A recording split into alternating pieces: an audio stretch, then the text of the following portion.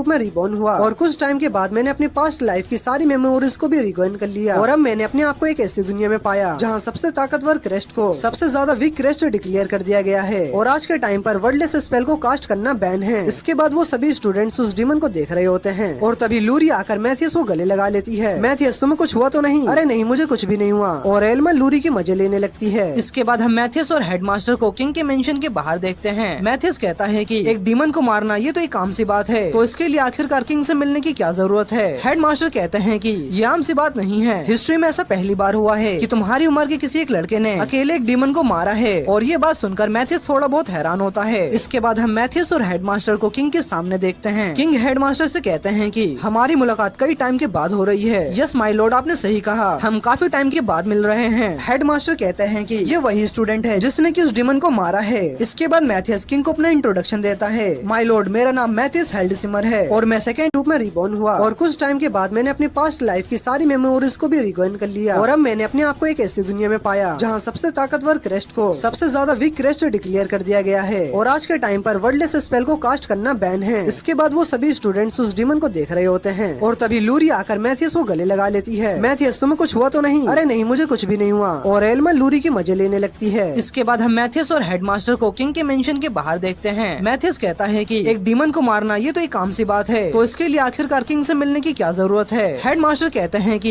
ये आम सी बात नहीं है, हिस्ट्री में ऐसा पहली बार हुआ है कि तुम्हारी उम्र के किसी एक लड़के ने अकेले एक डीमन को मारा है। और ये बात सुनकर मैथियस थोड़ा बहुत हैरान होता है। इसके बाद हम मैथियस और हेडमास्टर को किंग के सामने देखते हैं। किंग हेडमास्टर से कहते हैं कि हमारी मुलाकात कई टाइम के बाद हो रही है। यस माय लॉर्ड, आपने सही कहा, हम काफी टाइम के बाद मिल रहे हैं। हेडमास्टर कहते हैं कि ये वही स्टूडेंट है जिसने कि उस डीमन को मारा है। इसके बाद मैथियस किंग को अपना इंट्रोडक्शन देता है। माय लॉर्ड, मेरा नाम मैथियस हेल्डसिमर है और मैं सेकेंड रूप में रिबॉर्न हुआ और कुछ टाइम के बाद मैंने अपनी पास्ट लाइफ की सारी मेमोरीज को भी रिकॉइन कर लिया और अब मैंने अपने आप को एक ऐसी दुनिया में पाया जहाँ सबसे ताकतवर क्रेस्ट को सबसे ज्यादा वीक क्रेस्ट डिक्लेयर कर दिया गया है और आज के टाइम पर वर्ल्डलेस स्पेल को कास्ट करना बैन है। इसके बाद वो सभी स्टूडेंट्स उस डीमन को देख रहे होते हैं और तभी लूरी आकर मैथियस को गले लगा लेती है। मैथियस, तुम्हें कुछ हुआ तो नहीं? अरे नहीं, मुझे कुछ भी नहीं हुआ। और एल्मा लूरी के मजे लेने लगती है। इसके बाद हम मैथियस और हेडमास्टर को किंग के मेंशन के बाहर देखते हैं। मैथियस कहता है कि एक डीमन को मारना ये तो एक आम सी बात है, तो इसके लिए आखिरकार किंग से मिलने की क्या जरूरत है? हेडमास्टर कहते हैं कि